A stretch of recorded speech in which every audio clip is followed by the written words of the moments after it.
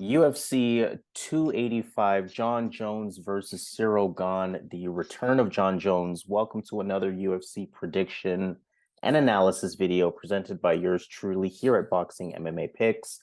He goes by Zan, I go by Harris as usual. Full fight prediction from that betting perspective. We want to let you know which fights are worth the value, which fights to avoid, which underdog has the best shot at winning, and some parlay action towards the end of the video as well. If this is your first time on our page, we appreciate it. Welcome. Make sure you hit the thumbs up on this video. Make sure you subscribe to the channel here at Boxing MMA Picks. And most importantly, we want to hear from you in the comments. Probably one of the biggest pay-per-view events of the year, the return of Jon Jones after a 3-year layoff in a new weight division. We have 14 fights overall. So before we get to that main event, let's take a look at our prelims, which we have 9 fights. The main event, or the main card, has 5 fights, I should say. So we're going to get right to work on that prelim. Fight number 1, we're going to take a look at Esteban Ribovics versus Loik Radzhabov. For Esteban Ribovics, he's a newcomer. Both of these guys are newcomers. Ribovics has a 100% finish rate, aggressive striker, explosive striker, a fast starter, if nothing else. Some switch stance on the feet, so he could be a little tricky there. The hands are his strongest weapon. That boxing specifically, I would say, is his strongest weapon. Looks like he has a little bit of one-punch power in him as well. I have seen him be taken down, but we look at the record, they're 11-0. Hasn't costed him. Of those 11 wins, 5 of them are via submission. So that would suggest that he does have at least some grappling IQ, but mainly a striker for Esteban Ribovics. He's going up against Loik Radzhabov, who hasn't fought since January 2022. Also expect forward pressure from him, but to some degree only when that wrestling is involved. Otherwise, he's going to be somebody that maybe is not as active enough on the feet as he could be. He's a bit more reactive with his striking. A lot of fakes and feints are part of his game, though, and again, that forward pressure is there when the wrestling is involved. The striking probably not amazing, but he is tough. He is willing to engage. Again, I mentioned that wrestling. Expected him for shoot for takedowns right away. Expect smothering Dagestani top control, continuous body lock clinch, continuous chain wrestling, different things like that. So, I mean, we are looking at a clash of styles here. To some degree, it's a tough matchup to predict because, I mean, 2 newcomers. We don't know what level either fighter is at. On one hand, Ribovics has that power. He could hurt Radzhabov on the feet, especially that Ribovics might be better on the feet than Loik Radzhabov. But on the other hand, I look at Loik Radzhabov, 16-4-1. I like him for a few reasons in this one. He's never been knocked out before. He's 31 years old. He's had 21 professional fights. I don't think he's going to be flustered by that quick start, that quick sort of regional start that Ribovics has to his style. And Radzhabov has the takedowns. Again, that Dagestani style, that smothering wrestling style. I think any grappling that Ribovics is going to throw up, I think is going to be nullified by the wrestling that Loik Radzhabov has. So, I mean, I can't be confident, of course, 2 newcomers, but when I look at this analytically, a clash of styles, I'm going with the wrestler. Loik Radzhabov is my pick. Yeah, great fight. Esteban, this is actually both of their first fight in the UFC. I know Loik from PFL. He's a 2-time finalist in that PFL tournament. He's going to have that wrestling. He's strong. Tough guy, man. And he has submissions as well. He's good with chokes. So I can definitely see him looking for a finish in this fight.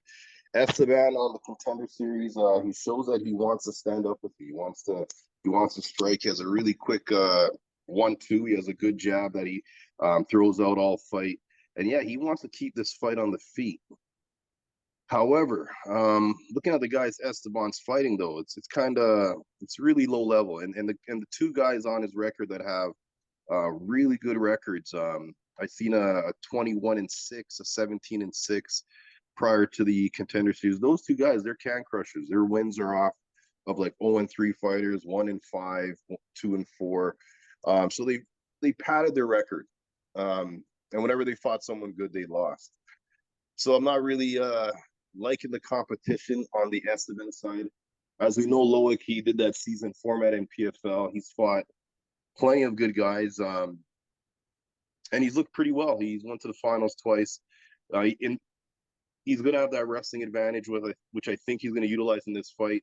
I think at some point he might get a choke here, but I do like Loik in this spot because on the feet, Loik has taken big shots, and on the feet, Loik can handle himself. But in each round, I can see Loik getting a takedown, and he has good top pressure. I think he can keep this guy on the mat. And I wouldn't be surprised he gets a submission in this fight. So I do like Loik in this spot to get the win. Fight number 2 on our prelims, Blackshear, Farid Basharat. For Farid Basharat, he's undefeated. He's a UFC newcomer. He's coming from Dana White Contender Series as well. Like his brother Javid, very calculated with his striking, high striking IQ. He can fight in either stance. He's going to fight effectively from range and pick his spots very well. A good counter puncher as well. Keeps that jab hand active. Has pretty quick feet with the movement. Has a good calf kick that he uses regularly as well. He is good at applying pressure, but again, fighting effectively at range while doing so. Again, going back to that calculated approach. And like his brother Javid, I mean, he's good on the ground as well. The takedowns are there, the ground and pound is there, and really that reliability, that consistency is there. I think with both of these brothers, that they're going to give you a good effort. That they're going to show you that toughness. That the cardio won't be a concern. So I am curious to see how he looks in his debut. Of course, he's a big favorite going up against Blackshear. Blackshear 5-fight unbeaten streak. He had that majority draw against Youssef Zalal back in his August debut. The stand-up is decent. It's patient. He doesn't really rush things. He's not too active, but he does throw a lot of kicks. Has moments where he can be a little bit wild, a little bit uncontrolled, kind of lacking technique in some ways. He is a good grappler. Definitely have to respect him there. I think that might be the strongest part of his game. 8 of his 12 wins are via submission. He can land the takedowns. He can be taken down, though. Again, though his takedown defense isn't great, he is active off of his back, looking for those submissions kind of by any means necessary. But prediction-wise, don't need to spend too much time here. I like Farid Basharat. I think Blackshear is a good all-around opponent, but I feel confident with Farid Basharat in almost every department in this fight. I feel like he has the better striking. I feel like Farid Basharat has the higher IQ, the better pace, more intention with his striking as well. I actually like Farid Basharat's ground game more, despite the grappling that Blackshear has. Really, I don't see Blackshear having an answer for Basharat, despite being a good challenge. So, it's not like Blackshear is some kind of UFC vet that could give Farid Basharat a problem with his debut. So I feel pretty comfortable going with Farid Basharat on this one. Yeah, I think this is a fight Farid should definitely win. So I'm going with Farid, but at these odds, it doesn't make sense. Blackshear won 2 rounds against Zalal Youssef. And Zalal Youssef, albeit I think Farid has a higher ceiling than Zalal. I think Farid is more skilled than Zalal. But they are kind of similar in how they fight. And in this fight, I do think Blackshear is going to have the wrestling advantage. He's a strong bantamweight physically. So if this is a grappling fight, I can see him doing really well. But as the fight goes on, like in the Youssef fight, like the 3rd round, he won the first 2 rounds, but in the 3rd round he got destroyed. So like his cardio definitely went down with all that grappling. And I think Farid is a special guy. I just think that like his brother, these guys are good everywhere. And the wrestling, he might even be the one to get the takedowns. But I could see him doing enough to keep it on the feet, and on the feet he has a much bigger advantage. He's the much better striker.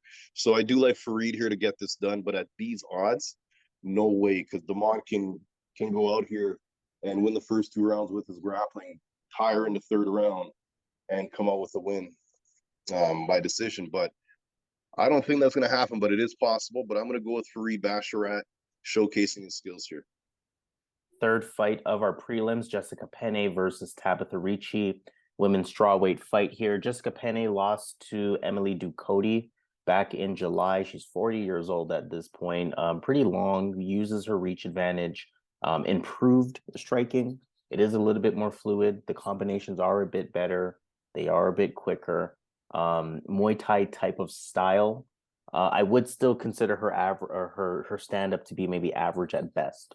Um, and the biggest part of her game is her clinch, right? So 1.39 takedowns per fight. To go along with that, I wouldn't say she's the strongest wrestler, but she definitely has tricky grappling. She's a BJJ black belt, very crafty on top. She's somebody that you have to be careful with.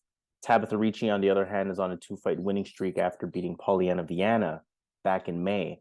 Her background is in judo and jiu-jitsu, so it's going to be interesting to see Jessica Penne's biggest strength against another jiu-jitsu practitioner. Tabatha Ricci, serviceable on the feet. She is a southpaw. She has decent movement. She has decent combinations.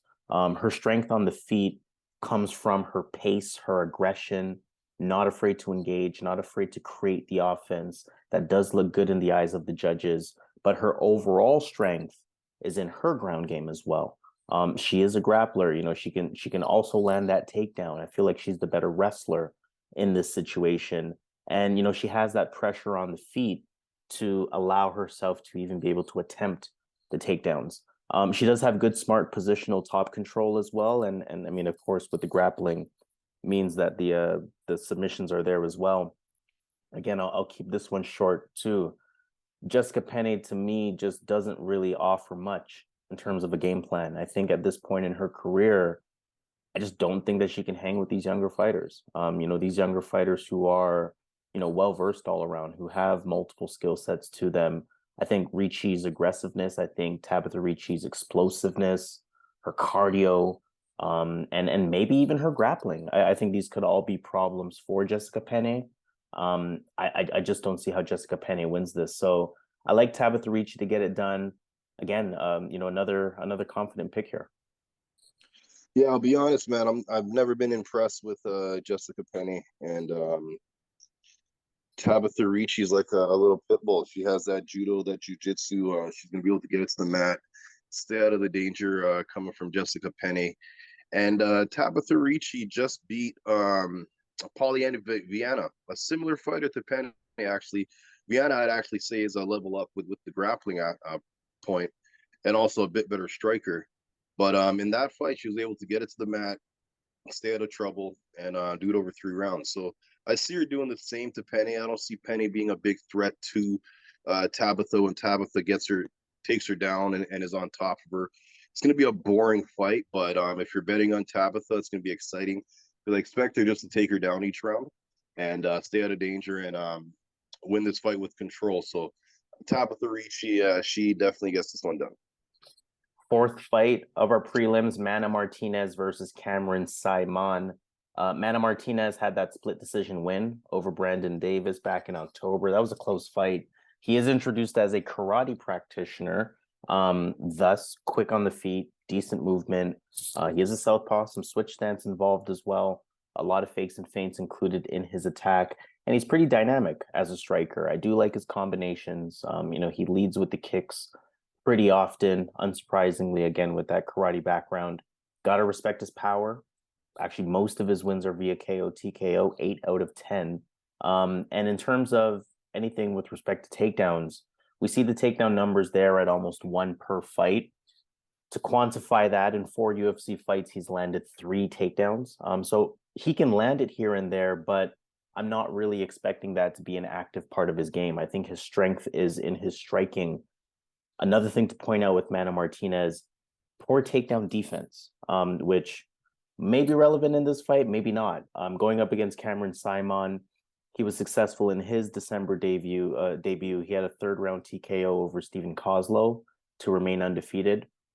One of the youngest fighters on the roster, so expect him to make big improvements fight over fight. Saaiman's very comfortable and quick on the feet. Some switch stance, he's poised, good clean movement. You know, a solid calf kick that he's going to use regularly. The technique is there, the striking diversity is there. And he can also be explosive, you know, good striking diversity, as I mentioned. On Dana White Contender Series, he showed me solid entry, landed a solid takedown. Again, I can't expect that to be an active part of his game, though. I think Cameron Saaiman very much is a striker. You know, he's got toughness, looks like he has cardio, and again, that pace keeps up as well. Cameron Saaiman faced some adversity in his debut. He was taken down by Stephen Kozlov early in that fight, but eventually reversed position. He was taken down in round 2, but he worked his way back up. Effectively fought off the takedown in round 3. That gives you some confidence if you're betting on Saaiman, because I can see Martinez maybe even landing or maybe even trying to land a takedown or two. But I can't see Martinez presenting a challenge with the ground game in the same way that Stephen Kozlov was able to provide a problem with the ground game going up against Cameron Saaiman. I anticipate most of this match being a striking match. I think that's what both guys prefer. I think both guys can have moments with their striking, but essentially I'm going to trust Cameron Saaiman a lot more as this fight progresses. I think about his last 2 fights. He's shown me the ability to finish his opponents late, to still be a dangerous striker in that 3rd round. I think that's going to be especially important against Mana Martinez. Mana Martinez kind of fades as the fight goes on. So, you look at his resume, most of his wins are KO, TKO, like I mentioned. Most of them are in round 1 or 2. The 2 fights that he did not finish someone, both of those were actually split decision wins. So what does that tell you? That tells you either he gasses out or these are just fights that are so close that you can't feel too confident picking him if he doesn't land a knockout. I say all of that to say I like Cameron Saaiman here. I think he's going to take over the striking at some point in this fight. And I actually think he's going to give Martinez problems, especially now that he has a UFC fight under his belt. The pay-per-view environment, it's a big environment. He's a young fighter. He's getting better fight over fight. And I think he's going up against a tough but beatable opponent. So my pick is going to be Cameron Saaiman. Yeah, I'm Cameron all day here, man. UFC definitely wants him to win. My issue is the price tag on Cameron here, the odds. I definitely wouldn't put a bet here. This could be a parlay killer. Mana is a vet here. He definitely can hurt him on the feet, like he did to Ronnie Lawrence in that 3rd round. He has sneaky striking. He can definitely strike. He's kind of awkward how he does strike, but he is effective. He knows what he's doing. Saaiman, though, there's something here with this guy, man. He looks good, man. As the fight goes on, his cardio is not affected. So that's one of his strong suits is that cardio. And when they both throw punches, Cameron looks like he's throwing sharper shots versus the shots Mana Martinez is showing. And the grappling, Cameron should have the grappling advantage here. In his fight against a heavy wrestler in Kozlov, his last fight, Cameron was able to reverse, get back to his feet multiple times. Even at the end of the fight, he used that grappling. I believe he won by submission in that fight, right? So he used that grappling to get the finish in that fight. So he's definitely improving each fight. I like Cameron in this spot. The 1st round could be sticky. Actually, was standing KO. Okay, I'm wrong, but he was showing some grappling in that fight as the fight went on in that 3rd round. But I like Cameron in this spot as the fight goes on. I think he's a more well-rounded guy, and his cardio is not affected. He's going to put on a pace. Mana does slow down in that 3rd round for sure, but I think with Cameron's pace, I think Cameron's going to get the 2nd and 3rd round here for sure. 1st rounds is going to be up for grabs, but I do like Cameron as the fight goes on.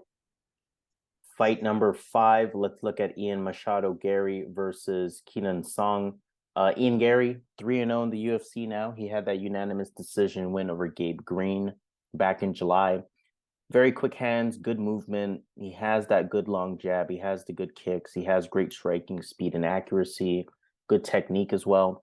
He does fight off the back foot a lot, but has really, really good footwork to go along with that. A bit of a stick and move type of style.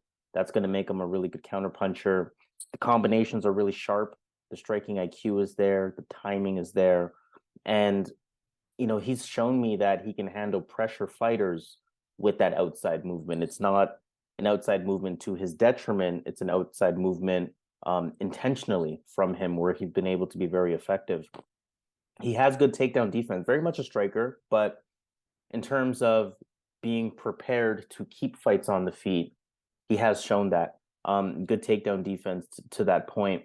And, once he gets in rhythm, he really starts to put on a good striking pace, really starts to make good decisions in there. And, you can kind of see him in that state of flow where he really starts to look good. Song Kenan, 2 years since his last fight, he lost to Max Griffin. That was March 2021. Song Kenan is a striker, I should say. Fights from range, decent movement, picks his shots well, good striking IQ, good kicks. He does diversify his game. He's a black belt, but I don't expect that to be relevant for this one because he doesn't land takedowns. So I'll keep this short as well. Like many of the prelim fights, there's a bit of a theme here. I like Ian Garry all the way.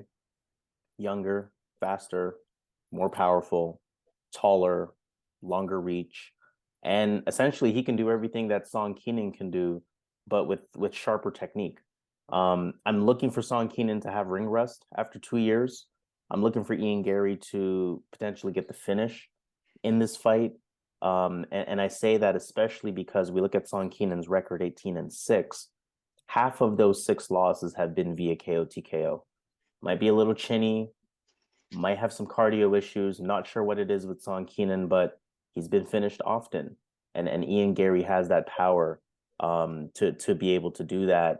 I think the UFC knows what they're doing here with building Ian Garry's name. They brought him someone who hasn't fought in 2 years, and they brought him someone who's going to present a style where he's just simply better.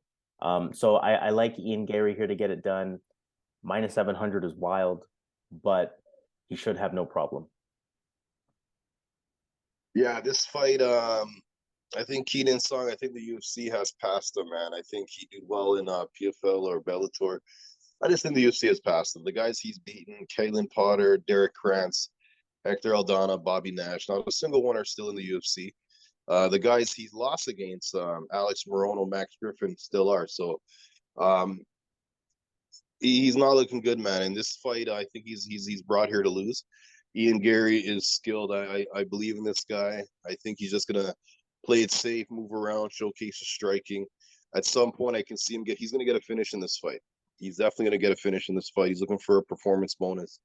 So I'm gonna go Ian Garry to win this fight, and even the grappling. I think Ian's gonna be able to get takedowns if he wants, but I think he's gonna keep it on the feet to get that performance bonus of the night. So I think Ian Garry gets it done pretty easily.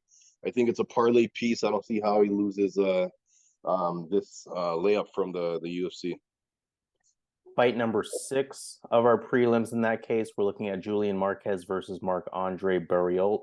Marquez lost to Gregory Rodriguez back in June. Look for him to control center of the octagon. He's going to use the fakes, going to use the feints, have that consistent forward pressure to his game.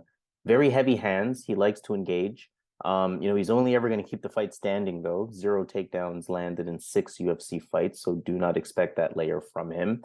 And with Julian Marquez, I think the biggest red flag is his cardio. It's always in question with a frame like his. So we're going to have to see if it's a factor in this fight, where it could be, because Marc-André Barriault, though he did lose to Anthony Hernandez in September, he's introduced as a striker. He has a good jab. He covers up well, looks for those counter-punching opportunities. He mixes in the calf kick as well. I mentioned Julian Marquez's cardio here because what I like about Marc-André Barriault is that he keeps a consistent pace, right? He comes forward. He tries to put that pressure on his opponents. He is a decent striker. Again, has that jab, has decent combinations, has some power. Don't think he has the best takedown defense. Again, I don't think that'll matter in this fight. I think he has some clinch and dirty boxing against the cage to that point of the forward pressure, to that point of the consistent pace. I can see him kind of wearing on Julian Marquez here.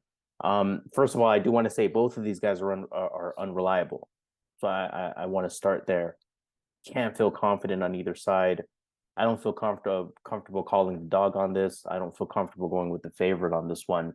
I think Julian Marquez definitely has the power to get Barriault out of there early in the fight, but I think that Barriault has a bit more skill overall, relatively more reliable, or comparatively more reliable, I should say, at least in my opinion, because I think he has a little bit more technique, and I think he has a little bit more cardio.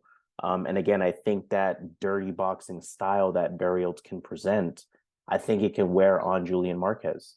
So, again, an early Marquez finish would not surprise me at all.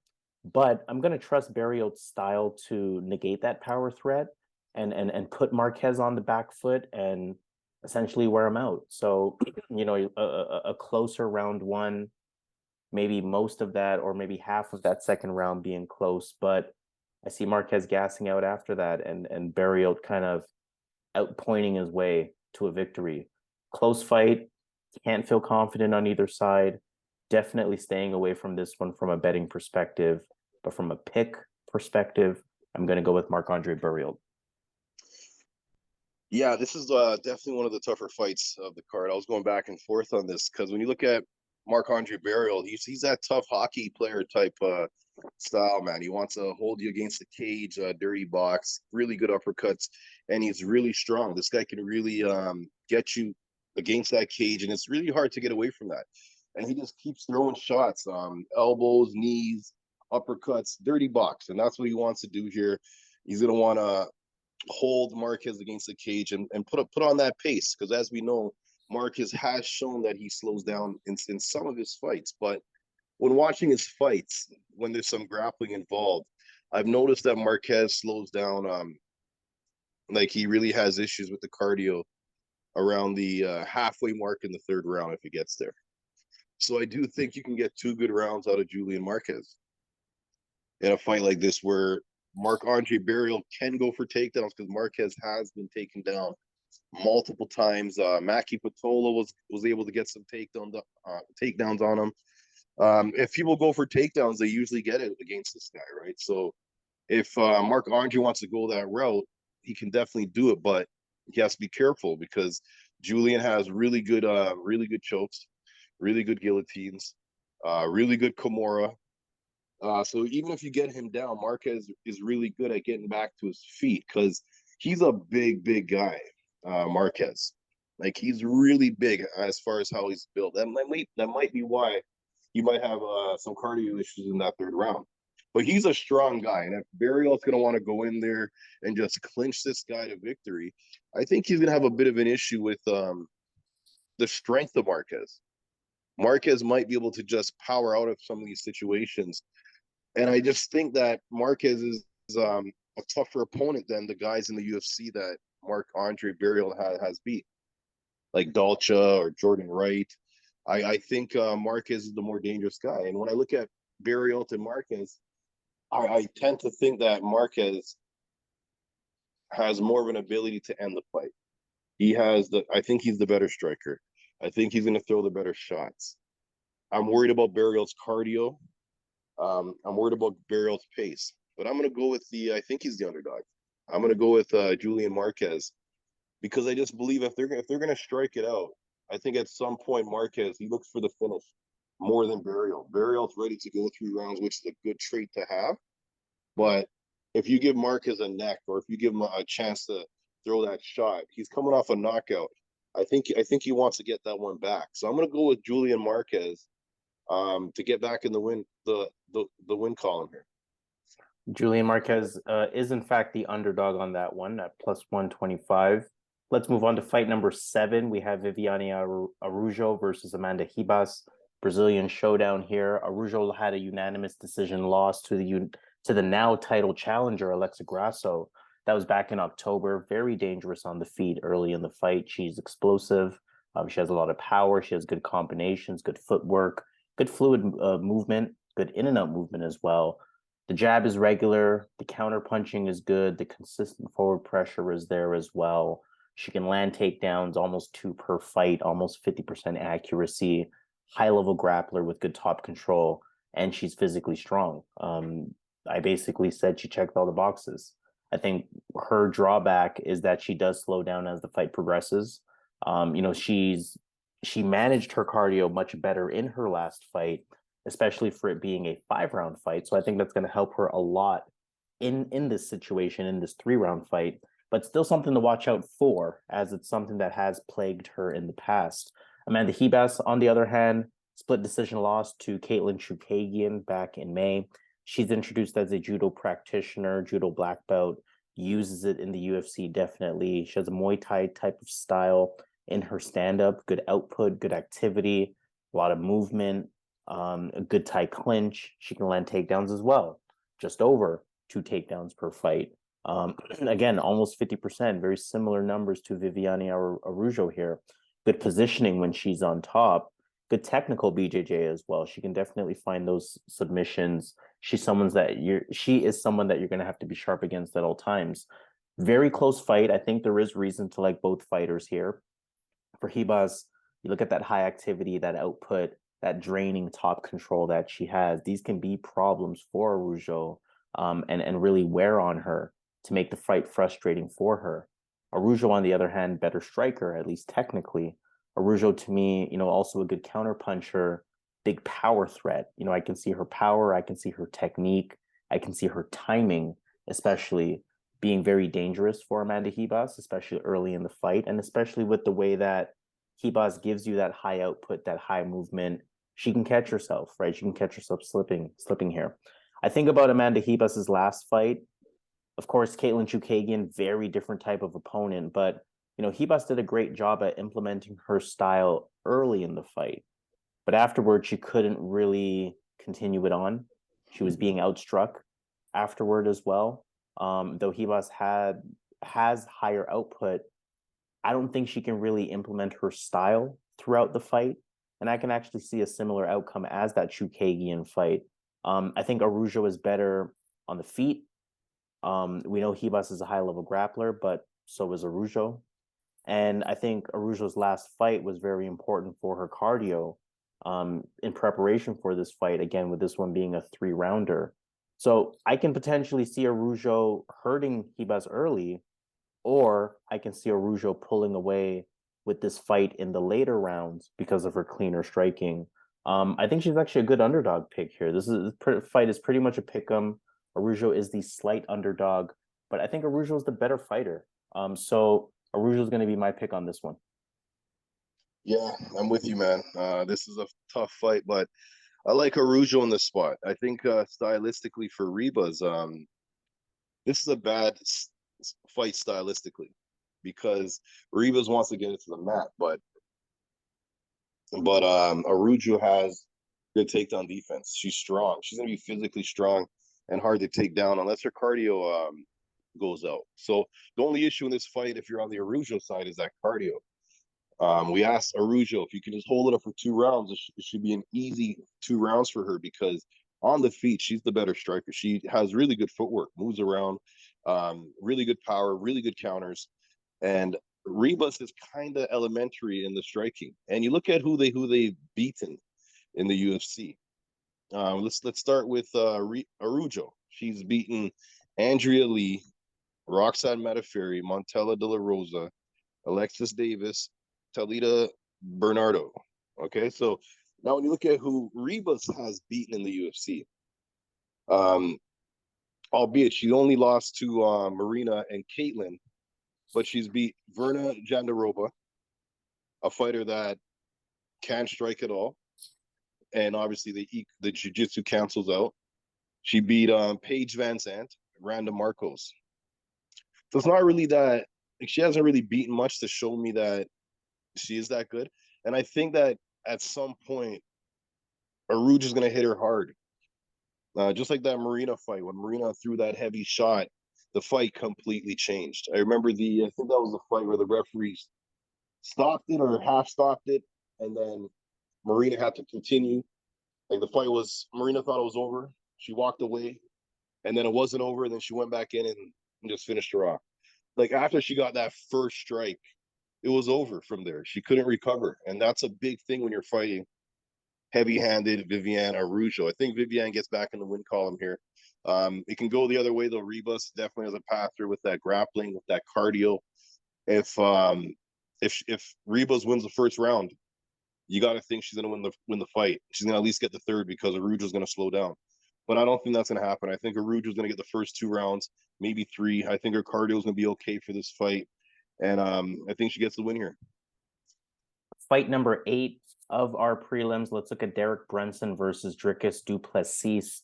Derek Brunson, just over a year since he lost to Jared Cannonier. Southpaw stance, serviceable stand-up, a lot more patient than he was at one point. probably not the best striking defense, still probably not the best striking overall. We know that he's going to go for that takedown, use his wrestling. We know he's one of the best in that area, good takedown entries. One of the most effective wrestlers in the UFC without question. When he gets you on the ground, he's going to smother you a bit more of a lay and pray type of style. Also has that solid ground and pound as well, but really just looking for that control time, looking to wear on you, looking for that control time, looking to win rounds in that way. Dricus du Plessis is on a 6-fight winning streak after he beat Darren Till back in December. He has that near 100% finish rate. Of his 18 wins, 17 finishes, 7 via KO, TKO, 10 of them via submission. Got to respect the power, got to respect the submissions, of course. Stand-up wise, he has a kickboxing style, really good calf kick, good overall striking. He's aggressive, has that constant pace to his game, a lot of combinations too. He can land takedowns in his own right, good wrestling IQ, good ground IQ. Again, the submissions there. And in terms of his ground game, it is more in that aggressive ground and pound type of style. We know that Brunson's biggest weakness is his striking. You got to pay attention to his last fight versus Cannonier. We know Cannonier, of course, freak athlete, physically strong. Brunson was able to take him down, but Brunson just could not keep him down as well, or at all, I should say. Brunson's other biggest weak point, probably bigger weak point, is his cardio. Gonna completely gas out, after that first round, really, and start to look sloppy. Look at Derek Brunson's record, 8 losses. 6 of them have been via KO, TKO. And Dricus du Plessis is definitely a big power threat. I think about those factors going against Derek Brunson. In terms of going against Dricus du Plessis, I think about the fact that Darren Till landed a takedown on du Plessis. So I do see Brunson having the ability to land a takedown without too much problem. Though du Plessis has good takedown numbers, we know that Brunson has good takedown defense. So I think that du Plessis is going to have to be reliant on the striking for this fight. Now, to that point, du Plessis to me is a lot more reliable as this fight progresses. We have seen late fight power from him, late fight explosiveness from him. And again, I've talked about Derek Brunson's lack of cardio. And, ultimately, I'm going to trust the striking and the cardio advantage that du Plessis has here. I can see Brunson having a great first round, but du Plessis is tough. He's physically strong. I can picture that, even that top control from Brunson coming at the expense of a lot of cardio. Either, that first round goes Derek Brunson's way, but after that first round, I can see takedowns being harder to land. I can see du Plessis taking over with the striking. And we can't forget, Derek Brunson, 39 years old, right? He's probably not going to get better at this stage in his career. His cardio definitely won't get better at this stage in his career. Du Plessis, on the other hand, 29 years old. Looked good in the UFC so far. I think he can look good in this one. Maybe not confident enough to parlay this, but I do feel good picking du Plessis for a lot of reasons. But I don't know if I want to parlay him yet. I think it can be a little bit of a trap. So I want to see how they look during face-off to make that call. But in terms of making a pick, Dricus du Plessis is mine. Yeah, this is a tough one, man. Like, Derek Brunson can win this fight. This is a fight he can win. He can get the takedowns. He's going to be the much better wrestler. Dricus has never fought a wrestler like a Derek Brunson. And if Derek Brunson can take you down easily, his cardio holds up. Once you give him resistance on the second or third takedown attempts, that's when he slows down. And if you hit him hard, he's out of it. Then he kind of chases takedowns, puts himself in a really bad position. And just like that fight against what's that guy, the Gorilla? Was that his nickname, the Gorilla? No, not Cannonier. Yeah, thank you, man. The Cannonier fight. Yeah, he got the takedowns, but then eventually, once it was stuffed, and then he got hit, and then he was just diving in with uneducated takedown attempts, and Cannonier easily dodged them and put his lights out. Right. So if you give him resistance on the second, third, fourth takedown, because he's gonna get the first or second takedown, but if you give resistance after that, that really breaks Brunson. And if you look at the guys he's beaten, Those are guys that really couldn't stop his takedowns, like Edmund, like Darren Till. They had no answer for the takedown. So he did not gas in those fights. He did not get tired. And he looked really, really good in those fights. But again, if you can resist the takedowns with this guy, you can beat him. Now, Dricus, can he resist the takedowns? I think that as the fight goes on, I think takedowns will be harder for Brunson. And I think Dricus could prevent some of these takedowns, and that's going to help him out in this fight. But I'll be honest, man, like Dricus du Plessis, man, he looks horrible in these fights. If Derek Brunson was able to like throw feints, Dricus is the type of guy that would bite on like 60% of those feints. And so as he keeps going up the ranks in this division, it's not going to end nice for Dricus du Plessis. It's not going to end nice, right? So at some point, like this winning streak he's on, it's going to completely get destroyed. I don't think it's going to happen here. Brunson 39, but the reason I'm going to go with Dricus is that cardio. I think he's going to be the better striker. It looks bad. His striking looks horrible, but Brunson is very very basic with his striking. He throws a lot of lefts. He doesn't really have any technique with his striking, but he does have all power. Dricus can take a shot. He has taken shots before, and he has the grappling as well. So he's going to be the better submission guy in this fight. Brunson's going to have be the much better wrestler, but I think Dricus could hurt him on the feet. So I think that's where I got to lean Dricus to win this fight as the fight goes on. Takedown's going to be harder to get for Brunson. And Dricus is going to give him that pushback with the takedowns. And at that point, Dricus is just going to kind of do what he needs to do to get the win here. Because he does get better. Not better as the fight goes on, but he can go 3 rounds. And at the pace he brings, I don't think Brunson can keep up with that pace for 3 rounds. So I'm going to go Dricus du Plessis to win this fight. Final fight of our prelims in that case, Cody Garbrandt versus Trevin Jones. Cody Garbrandt's on a 2-fight losing streak. He lost to Kai Kara France. That was 15 months ago at this point. Still an effective striker, still quick on his feet, good movement, good quick hands. He fights from range. He explodes in when he needs to. Doesn't really have the best IQ, at least in the past. Kind of assumes that role of brawling, and he's usually on the losing end of it. I think that Rob Font fight showed off some wrestling ability that he has that we got to give him credit for. We know he has a background in that, but the problem is that his cardio is not the best. Can't really rely on that wrestling approach from him for 3 rounds, not even really for 2 rounds. When he gets tired, that's when the IQ comes all the way down. That's when he starts to go shot for shot with his opponents. And again, usually ends up on the losing end of that. But he's going up against an opponent in Trevin Jones who kind of has the same tendencies to some degree. He's on a 3-fight losing streak. He lost to Raoni Barcelos back in October. Trevin Jones is well-rounded, good stand-up, good kickboxing, decent hands, good movement, good combinations as well. Has good pace. He is willing to engage and has power. He has some wrestling in his own right. However, he's only landed 2 takedowns in 5 UFC fights, so I'm not expecting that to be an active part of his game.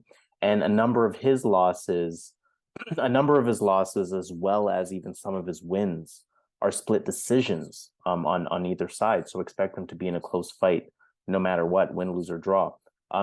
Garbrandt, very unreliable, of course. We know he's a threat early in fights. We know he starts to fade really hard after that. We know he's reckless. We know his chin is also very questionable. Jones is to me just as unreliable. Doesn't really create his offense first. Doesn't really push a high pace at all. And I think that lack of pace coming from Trevin Jones is actually going to work to Garbrandt's advantage from a cardio perspective. Trevin Jones is susceptible to takedowns. He kind of accepts bottom position. So I can see Garbrandt choosing to use that to his advantage and maybe trying to fight a smarter game, especially knowing that he needs a win. I think for Trevin Jones to win, he's going to have to knock Garbrandt out. Very possible that he does that. But in almost any other scenario, I think Garbrandt gets it done because both of these guys are unreliable. Both of these guys fade as this fight goes on. And yes, they're both on losing streaks. Yes, they both need to get it done. But I think Cody is a little bit more desperate in order to kind of avoid a Darren Till type of situation. So I think Cody Garbrandt will get back into the win column. It's not going to be an easy one, but I think I'm going to go with Cody Garbrandt very reluctantly. Yeah, this fight, man, these guys, it's gonna be a good fight because these guys are literally fighting for their jobs. Trevin Jones is on a 3-fight losing streak. Cody Garbrandt's on a 2-fight losing streak. Prior to that, he beat Rafael Asuncao. Prior to that, he was on a 3-fight losing streak. So Cody needs this fight. Like, he has 5 losses out of his last 6 fights. That's terrible. He's 1-5. You know, so, but again, those guys he's fighting, Kara France, Rob Font, he beat Asuncao, Pedro Munoz, and TJ Dillashaw on steroids twice, right? So, and the Pedro Munoz fight, he was looking good, but like Harris said, man, he wasn't thinking right and just went into a firefight. And he was landing really good shots, but he's the one that got knocked out in that fight because Munoz can take a really good shot, right? So it's a tough fight because skill-wise, I do think Cody on paper is the better fighter, the better striker. Wrestling-wise, I think Cody's the better wrestler. I think Trevin Jones could be the more physical, the stronger guy physically, and he has that kill shot with that power. And I could see Garbrandt schooling him, and then one shot, the fight is turned around. So I'm not betting this fight, but I'm going to give Cody one last shot. I know he's 1-5 last 6 fights, so I'm definitely not confident here. Very low confidence on this fight, but I do think Cody should be able to use his full repertoire and win a 3-round decision here. So Cody Garbrandt's my pick, but it is a reluctant pick. Let's move on to the main card. We have 5 fights overall. Fight number 1 is Bo Nickal versus Jamie Pickett. Bo Nickal is an insane favorite at minus 1,600. Bo Nickal southpaw on the feet, a lot of fakes and feints. So he's going to want to get you to bite. Still has to prove himself with the striking. Of course, we know he's a wrestling specialist, super high IQ on the ground. The top control is strong. The takedowns are there. The submissions are there. And despite his lack of fights, I mean, he's definitely one of the UFC's biggest prospects going up against Jamie Pickett, who you have to admit is a beatable opponent. Just looking at his record, 13-8, 2-fight losing streak, lost to Dennis Tayulin in September. Southpaw on the feet, bit of a leg heavy attack, kickboxing style. He is quick. He is sharp. He does use his range and his length. He's going to have 1 inch in height, but 4 inches in reach. Fights from the outside. He is athletic enough to close distance quickly, keeps his hands down. However, he is pretty hittable as a result. His cardio is a little bit questionable.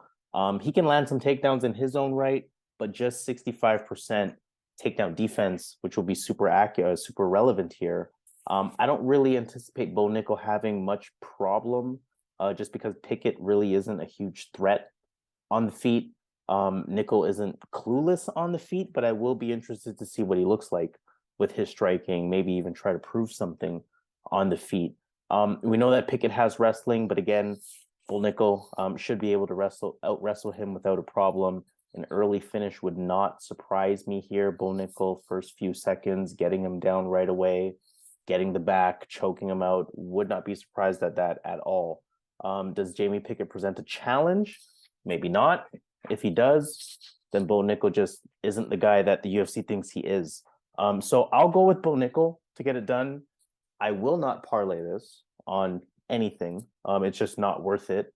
It's still a fight. But Bo Nickal should get it done for sure. Okay. Bo Nickal, man, this guy is probably he is the best American wrestler ever to go into the UFC, based on collegiate stats. And Henry Cejudo, as good as he won that gold, he wasn't as good as Nichols when it comes to college, right? And Nichols 3 Division I championships. As a freshman, he got a second place. In the finals, he didn't win, but he got second place. So this guy is the most credentialed Henry Cejudo's only one, but again, he wasn't that good in college, right? So, but he was good, but not compared to what Bo Nickel was doing. Nickel also has a gold under 23 World Championships. This guy's gonna run through. He's gonna run through him, man. He's gonna win this fight easily, make it real quick. Just to let people know, man, like who this Bo Nickel guy is. He's new to this MMA game, big favorite. But you have to understand, all those good American wrestlers, he's at the top. It's him or Henry Cejudo, whatever you like more, right? But it's one or two. But Bo Nickel is that good. So I see Bo Nickel running through this guy, getting a submission in the first couple minutes of the fight. Second fight of the main card, Mateusz Gamrot versus Jalen Turner. Really good lightweight showdown here. Gamrot had that unanimous decision loss to Beneil Dariush. That was back in October. Switch stance style. He is a diverse striker. He mixes it up pretty well. Pretty good technically in terms of his striking, and he stays pretty composed. He does show good level changes on the feet, good in and out movement as well, good fakes and feints. Really likes to keep his opponents guessing. Strong wrestler to go along with that. Really good takedowns. We look at his numbers there, almost 5 takedowns a fight. Good takedown entries, good finishing ability, good chain wrestling ability. In terms of his accolades, he is a Polish and a European grappling champion to round out his skill set on the ground, and really just to round out his skill set overall. This is a fighter who is very well rounded. His record and his ability shows for that. Jalen Turner, on the other hand, is on a 5-fight winning streak after beating Brad Riddell back in July. Tall southpaw, he's a switch stance fighter as well. Going to have 5 inches in height in this fight, over 5 inches in reach in this fight as well. He's a long striker. He's a clean striker, quick hands, quick combinations, and very dynamic. What I like with Jalen Turner with his striking, he's very methodical. He's a bit more of a technical kickboxer than anything else. So expect him to remain poised, to make good decisions, to come forward as well, to march down his opponents a bit, but also still be patient and really calculated as a striker. He lands just over a takedown per fight at 80% accuracy. So that's going to tell you not looking for it much, but landing it when he does go for it. And it's looked like he's improved a lot with his wrestling and his top control. Also a solid 77% takedown defense rate to go along with that. A few things I want to highlight here. Jalen Turner was originally supposed to take on Dan Hooker until Dan Hooker broke his hand. So Gamrot is filling in as a short notice replacement, 2 weeks notice for Mateusz Gamrot. So that is important to highlight. Very tough fight either way.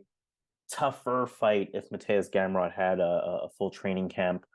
We have to think of Gamrot, of course, as an amazing wrestler, but he can be outstruck on his activity isn't always there, despite the action, despite the fakes and the feints, despite fighting from the outside and picking his shots well. That activity isn't always there to go along with it. He sometimes allows his opponents to pressure him. I do see Jalen Turner being the better striker here, but really it comes down to how Turner is going to handle that wrestling. He's talked about it. When the new opponent was announced, he said that he's going to be ready for those takedown attempts, but saying it and doing it, of course, are two different things. You're going to have to think that Gamrot does land some takedowns here. He's been able to do so against all of his opponents, so there's no reason why it shouldn't be able to happen against Jalen Turner. Gamrot's level of competition, I think, has been higher than Jalen Turner's as well. There's something about Jalen Turner, though. He has that momentum behind his name right now. The striking is cleaner. Again, the fact that he's longer, you think that it might help him keep that fight at distance, might stop, or negate that takedown game from Mateusz Gamrot. When I study Gamrot's losses, what I notice is that I don't think it's a cardio issue necessarily, but as the fight progresses, he starts to kind of telegraph those takedown attempts. He also stands for a bit too long with his opponents, again, just allowing himself to be outstruck. And I also think about the 2-week notice and the impact that could have on Gamrot's ability to wrestle for 3 rounds. I think it's a huge opportunity for either fighter. I think this could be a huge moment for Jalen Turner. My gut is going to say that he takes it with better striking, with preparedness, in terms of the ground game. And even if he's not all the way prepared, I think this being a short notice fight for Gamrot could throw off some of Gamrot's intended game plan. So I think Turner's going to come in here looking 100%. Gamrot's going to come in here looking 75%. And as a result, we're going to see a close fight where my gut is telling me that Jalen Turner pulls it out. So I'm going with the underdog, Jalen Turner. I think I've mentioned him as sort of a black horse in this division. And this could be his opportunity to get to the forefront. So Jalen Turner is going to be my pick. Yeah, before I go in this next fight, because I put some dirt on Cejudo's name. This guy was a 2006 National High School Wrestler of the Year. He eventually, instead of going to college, he went to the United States Olympic Training Center. So this guy was legit as Bo Nickel. So who's better on paper? It's up for debate, but I had to repeat this. Like I messed up there. So, but as far as this fight goes, from one wrestler to another, Mateusz Gamrot's gonna want to utilize that wrestling, that single leg. He has a really good single leg, can get almost anyone to the mat. Keeping them on the mat seems a bit harder for Gamrot though. So a lot of guys get back up. He does it again. He has really good cardio. Even though it's on short notice, I think he can go the 3 rounds. I don't think that's going to be an issue in this fight. This guy is a champion. This guy knows how to win fights, and a lot of his opponents don't really get beat up, but he just outpoints them to victory. He just wins the game. They call him the gamer, right? So he's really good at just winning the fight without really putting much damage. In that Ciryl Gane fight, I thought he lost that fight. But again, they gave him that win. Like he knows how to make it look close. He knows what he's doing in there. He's really smart. IQ is at an all-time high. 21-2. So this guy's been in there. He's been a champion for a long time, and I think it was KSW.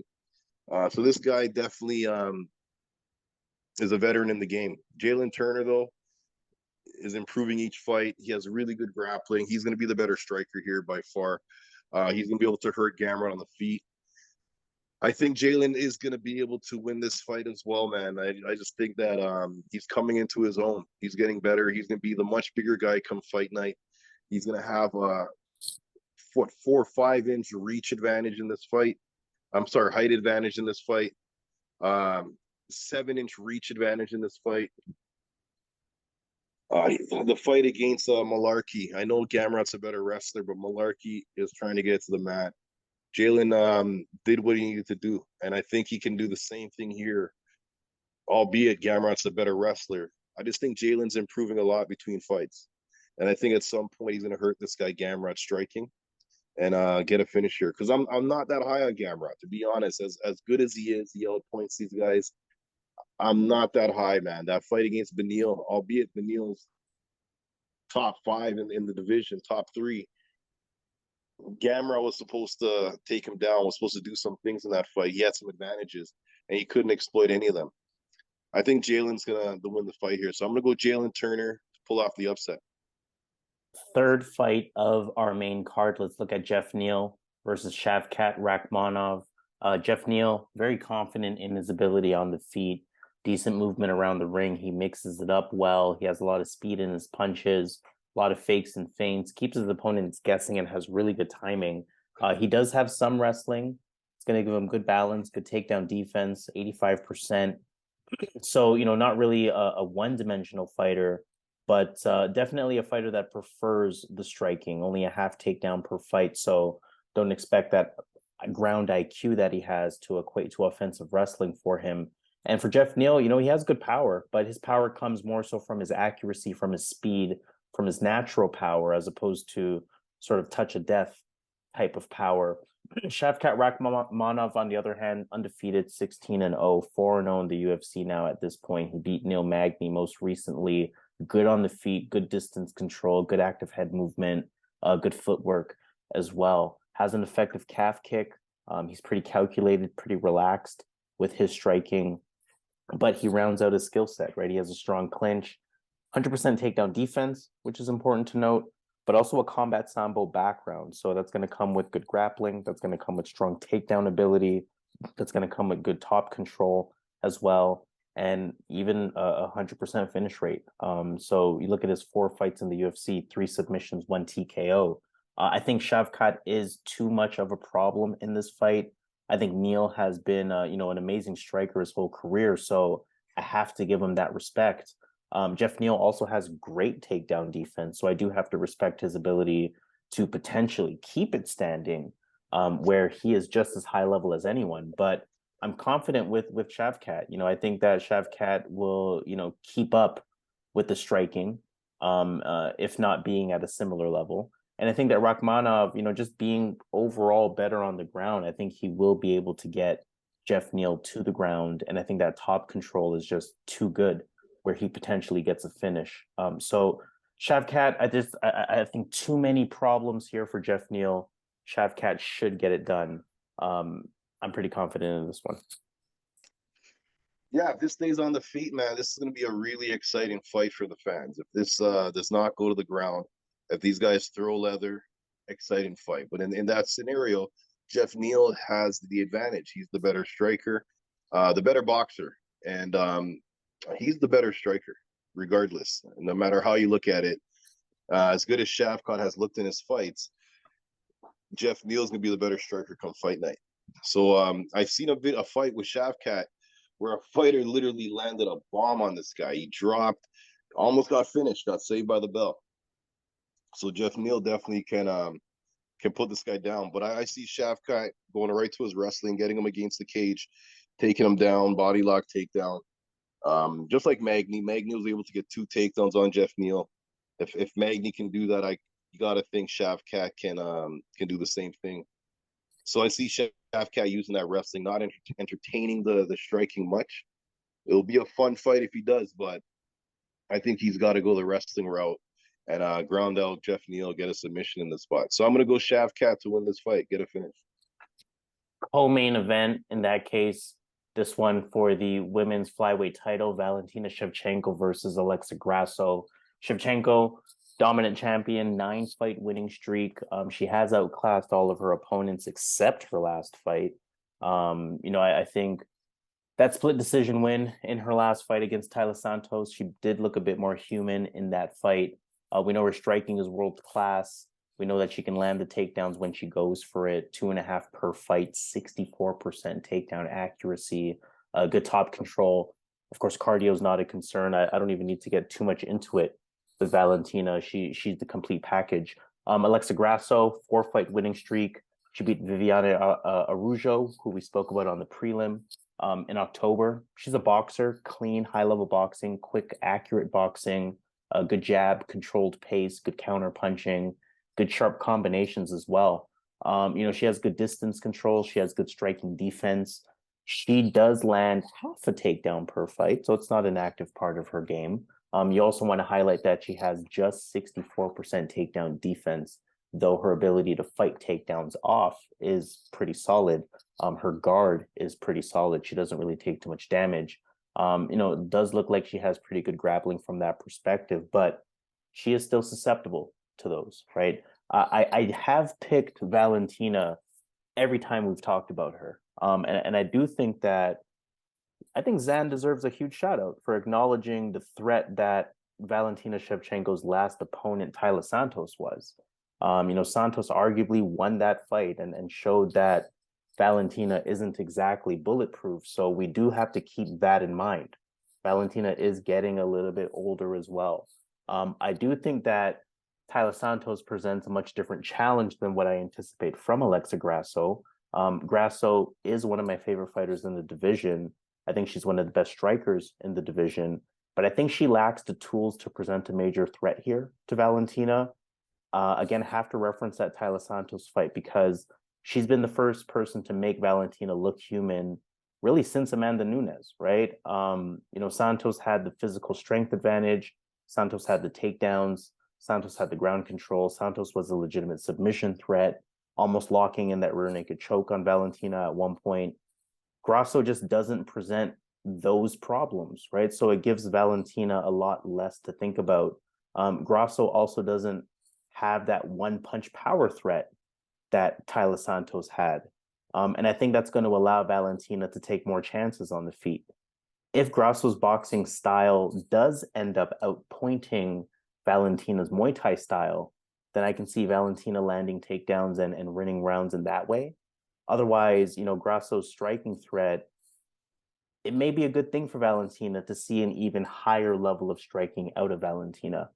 I do like Grasso. I think she may be a future champ, but I don't think it's going to be against Valentina. I don't think she has much of a shot here. I like Valentina all the way. Yeah, I actually had Talia Santos to beat. I picked Talia to beat Valentina, and I thought Talia Santos did enough to win that fight. But the UFC judges, they look at back control different.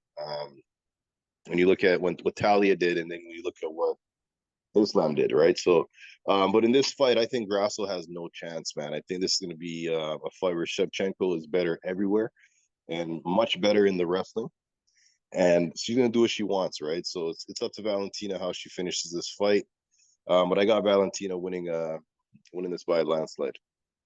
All right, let's get to the main event. Finally, Jon Jones, Ciryl Gane. Jon Jones, I mean, we know he's the full package. It's been 3 years since his last fight.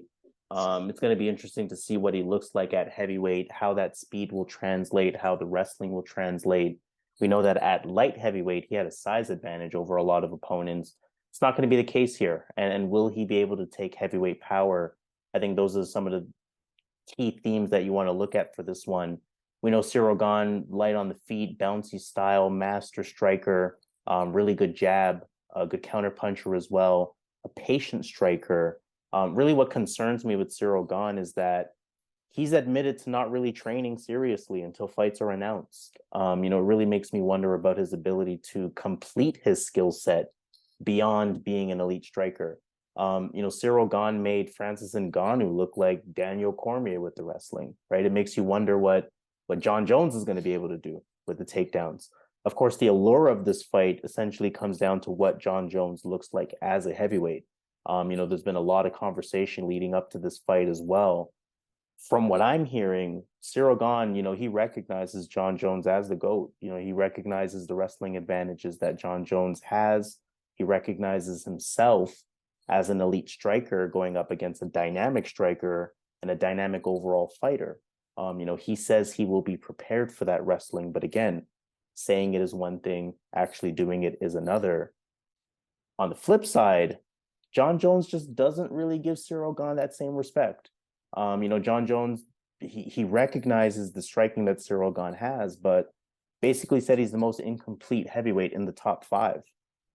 So I'm just going to trust Jon Jones here. I'm going to trust the GOAT to get it done.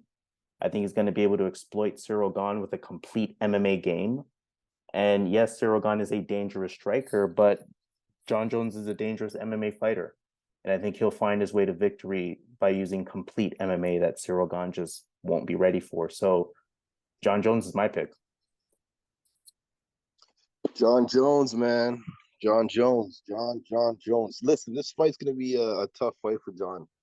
I do think Gane right now is the best heavyweight in the UFC. However, I think there's tougher fights for Jon Jones. So if he thinks he's gonna come back here and win the title and then defend it like 3-4 times, I don't see that happening. Guys like Curtis Blades, guys like the British guy Aspinall, these guys stylistically can give Jon Jones problems. So if I'm Jon Jones, I can't really think I can beat all these guys. I can't, unless he really believes it, unless he thinks he's really Michael Jordan and he took it personal and he's like, I got these guys. Because just looking at the road ahead for Jon Jones, I think it's going to be really, really tough. Even if he wins this fight, I think it's going to be really, really tough to hold on to this title. You look at Jon Jones' last couple fights, he hasn't really looked the same. I'm not going to say he lost it, but he's definitely not the same Jon Jones that put out Machida or put out Shogun. He's not that guy. He's showing that he's human in these fights against Dominic Reyes, Thiago Santos, back to back. Those fights, he couldn't really get it to the mat to utilize that wrestling advantage he had. He had a bigger wrestling advantage in those fights than he has in this fight. And he couldn't get those fights to the mat. I don't know why. right? So he did make attempts, but he couldn't get them down for a good amount of time. And when you look at the striking, Gane moves around really well. He moves well, and Jones is a awkward. He's okay, but he's not really that good with the striking. If you really watch his striking, he wouldn't really do well in kickboxing fights. His striking is bad. If he fought Israel, like I know he has that size, he would have to take him down because Israel would school him on the feet. And Gane is another kickboxer, a bigger kickboxer, knows how to use range. I don't think this is going to go well for Jon Jones. I think he might be coming back for the cash, man. He might be missing the money that he's getting because remember, this guy was getting paid, and then he hasn't gotten a UFC check since February 2020. I'm not saying he's running out of money, but he definitely wants to top up his account. So, and I'm sure he has pay-per-view bonuses. So he's saying all these things in these interviews and all these things he's doing. He might be trying to get people to buy this fight. I don't know.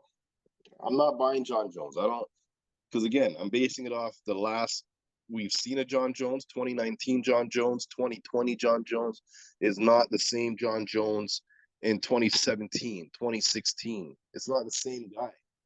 He's slowing down. I'm not saying he's washed up, but he's not the same guy. So I'm gonna go with Ciryl Gane to pull off the upset here. I think he's gonna be the stronger striker, more power, the more technique, and I can see him hurting Jon Jones in this fight. Again, John, like you said, Jon Jones has been fighting small guys his whole career.